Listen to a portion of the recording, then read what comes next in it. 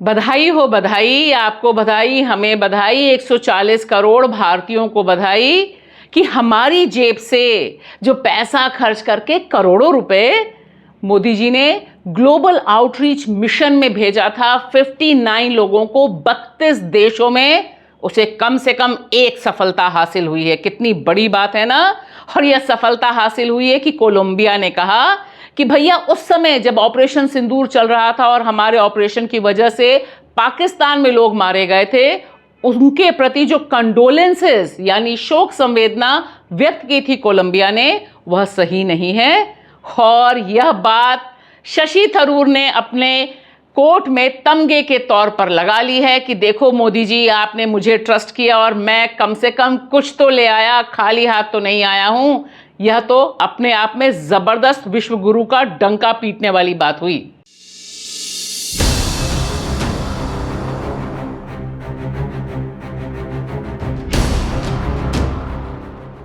नमस्कार दोस्तों, मैं भाषा और आप देख रहे हैं बेबाक भाषा पे दो टूक कार्यक्रम। आज हम चर्चा करेंगे कि हमारा जो डेलीगेशन है, जो दुनिया के इस नक्शे में अलग अलग जगहों पर गया, उसे आखिरकार किस तरह की सफलता हासिल हो रही है। और मोदी जी का जो एक एम्बिशियस प्लान था कि इतने बड़े डेलीगेशन को, 59 लोग हैं इसमें, उसे 32 देशों में जो भेजा गया है, वहां पर कितना वे कन्विंस कर पा रहे हैं लोगों को कि भारत का स्टैंड ऑपरेशन सिंदूर में सही है और उन्हें भारत और पाकिस्तान को एक ढंग से नहीं देखना चाहिए।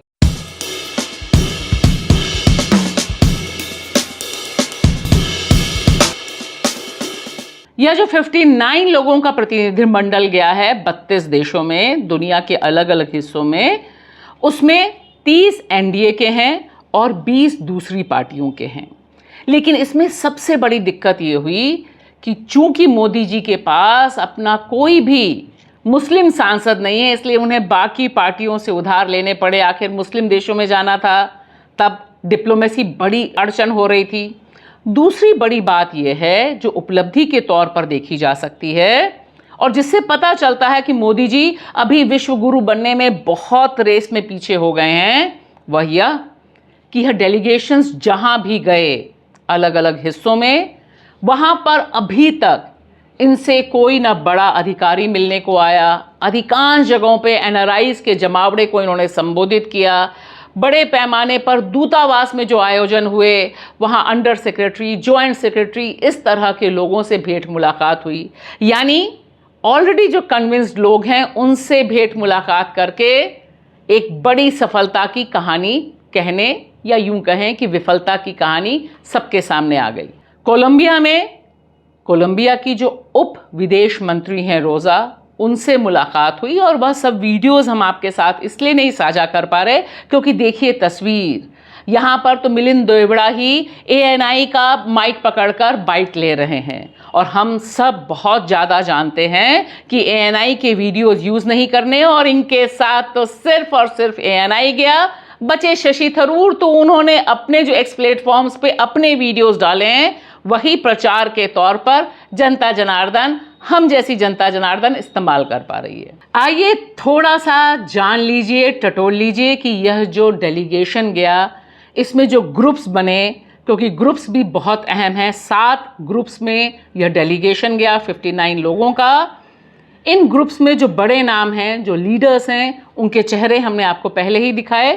थोड़ी सी जो चर्चा है, या यूं कहें सबसे ज़्यादा जो चर्चा है, वह ग्रुप 5 की है, जिसका नेतृत्व शशि थरूर यानी कांग्रेस के सांसद कर रहे हैं। और दरअसल यहीं पर बीजेपी को, मोदी जी को सबसे बड़ी सफलता मिली है, क्योंकि हैं तो वो सांसद कांग्रेस के, लेकिन प्रवक्ता वो बीजेपी के बन गए हैं। तो यह एक बड़ी सफलता है जिस पर हम आगे चर्चा करेंगे। लेकिन फिलहाल देखिए, यह जो 59 लोगों का डेलीगेशन है, इसमें जो पहला ग्रुप बना वह बीजेपी एमपी बैजनाथ जय पांडा के नेतृत्व में बना। दूसरा ग्रुप बीजेपी नेता रविशंकर प्रसाद के नेतृत्व में बना। तीसरा संजय झा, जनता दल यू के। शिवसेना एकनाथ शिंदे वाली, उनके नेता श्रीकांत शिंदे के नेतृत्व में चौथा। और 5वां बहुत ध्यान से देखिए, सबसे बड़ा है और सबसे ज़्यादा खबरों में रहने का हुनर इसे आता है, वह शशि थरूर के नेतृत्व में। छठा, डीएमके की नेता सांसद कनिमोई के नेतृत्व में। सातवां, एनसीपी शरद पवार सुप्रिया सूले के नेतृत्व में बना। आइए कुछ जो बड़े हृदय परिवर्तन इस डिप्लोमेटिक आउटरीच के दौरान हुए उन पर नजर दौड़ाइए। ग्रुप ए में निशिकांत दुबे यानी भारतीय जनता पार्टी के वह सांसद जो लगातार मुसलमानों, फिलिस्तीन पर जहर उगलते रहे हैं, उनका हृदय परिवर्तन हुआ और वह खबर में बने रहे। उन्होंने कुवैत में जाकर कहा कि भारत फिलिस्तीन के प्रति बहुत संवेदनशील है और साथ ही साथ उन्हें धर्मनिरपेक्षता यानी सेक्युलरिज्म, वह शब्द जिससे बीजेपी को बहुत चिढ़ है, उसकी भी याद आ गई और उन्होंने कहा हम तो एक सेक्युलर देश हैं। और ग्रुप तीन में कांग्रेस के नेता सलमान खुर्शीद, इनका भी जबरदस्त हृदय परिवर्तन हुआ और इन्होंने वहां जाके बताया कि किस तरह से 370 कश्मीर, इससे बड़ी प्रोग्रेस हुई है। और ग्रुप 4 में बांसुरी स्वराज हैं, सुषमा स्वराज की बेटी, भारतीय जनता पार्टी की सांसद, और इनका जो भाषण अफ्रीका के सियाना लियोन में हुआ, वहां पर जहां कोई हिंदी नहीं समझता और हिंदी में धारा प्रवाह इन्होंने भाषण दिया, मानो रैली को संबोधित कर रही हों, यह भी काफी चर्चा में रहा। ग्रुप 6 और ग्रुप 7 यानी कनिमोई और सुप्रिया सूले, फिलहाल बहुत अच्छी तस्वीरें कहाँ गए, कैसे कैसे मिले, इन सब से एक्स प्लेटफॉर्म पर शेयर हो रहा है और काफ़ी फील गुड हो रहा है। लेकिन सबसे बड़ा चैलेंज और सबसे बड़ा सवाल ये उठता है कि जिस समय मोदी जी के नाम पर यह टीम दुनिया के 32 देशों का दौरा कर रही है, ठीक उसी समय अमेरिका और रूस, दो जो महाशक्तियां हैं, इन दो महाशक्तियों ने क्या रिस्पॉन्स किया। ट्रंप तो 11वीं बार इसी दौरान बोल चुके हैं पिछले 20 दिनों में कि यह सारा खेल जो हुआ भारत और पाकिस्तान के बीच, युद्ध जैसी स्थिति, उसमें सीज फायर उन्होंने कराया। तो मोदी जी का जो सारा दावा है कि ऑपरेशन सिंदूर और उसकी सफलता हुई, पाकिस्तान को घुटने टिका दिया, यह सारी हवा मोदी जी के दोस्त ट्रंप निकालते जा रहे हैं इस दौरान।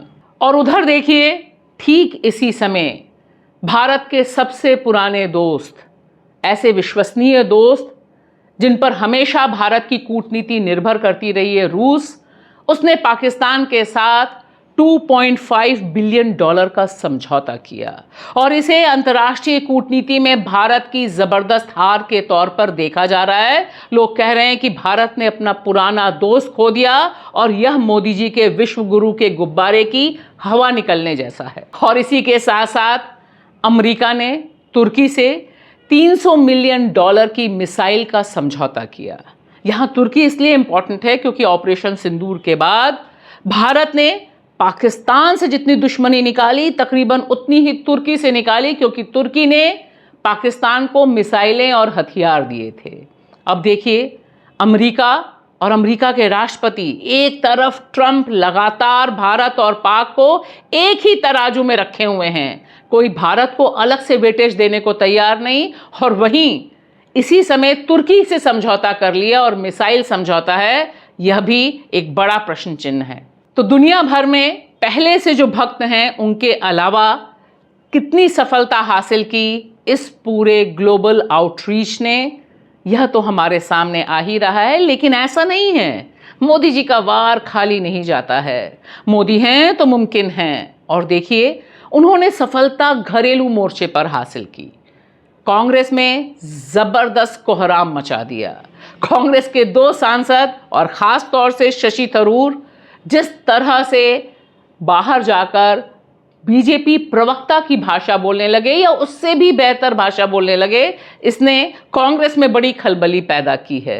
क्या खूब विदेश नीति है नरेंद्र मोदी जी की। आज हमारे सदाबहार दोस्त पाकिस्तान के साथ खड़े हैं, कुछ हमें लगातार धमका रहे हैं और नए वाले ऐड नहीं हुए हैं। नरेंद्र मोदी जी ढोल बजाते रहे विश्व गुरु होने का, लेकिन उधर हमारा सदाबहार दोस्त रूस पाकिस्तान के साथ $2.5 बिलियन की आज की तारीख में डील कर रहा है। अमेरिका ने टर्की के साथ $300 मिलियन की मिसाइल की डील करी, वही टर्की जो पाकिस्तान को हमारे खिलाफ लगातार शस्त्र देता रहा, इस बार भी दिए। अमेरिका आतंकी मुल्क पाकिस्तान को और भारत को एक करके समकक्ष करके बात कर रहा है, हमारे वाले के मुंह से एक शब्द नहीं फूटता है। और उन्हीं के साथ हो लिए सलमान खुर्शीद भी। तो यह तो दिखाई दे रहा है कि इसके पीछे जो मकसद था, क्योंकि यह पहली बार हुआ है कि इस तरह का जो अंतर्राष्ट्रीय डेलीगेशन ऑल पार्टी गया है, उसमें सांसदों का चुनाव उनकी पार्टियों ने नहीं किया। मोदी जी ने चुन चुन के तमाम पॉलिटिकल पार्टी से अपने पसंदीदा सांसद चुने। सिर्फ ममता बनर्जी यहाँ पर दखल दे पाई, लेकिन बाकी फील गुड है। और मुझे लगता है जो हमारे आपके करोड़ों रुपए खर्च हुए हैं इस यात्रा में, वह 0 सन्नाटा नहीं होंगे, क्योंकि कम से कम अब तमगे के तौर पर कोलंबिया का यह स्टेटमेंट हम देश में भुना सकते हैं। ठीक है ना? Thank you.